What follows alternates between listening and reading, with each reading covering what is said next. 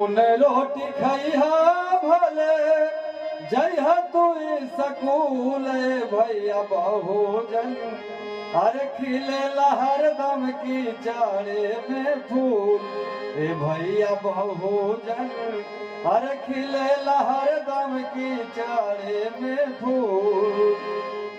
बाबा साहब के मिशन के दीवानों से मेरा निवेदन है कि मेरा YouTube चैनल सिंगर ललन भारती जरूर सब्सक्राइब करें ताकि हम भी मिशन के गानों से अपने बहुजन समाज को जागरूक कर सकें। जय भीम जय भारत। उन्हें रोटी खैहा भले जय तू सकूल भैया बहुजन हर खिले लहर दम की चारे में फूल ए भैया बहुजन हर खिले लहर दम की चारे में फूल।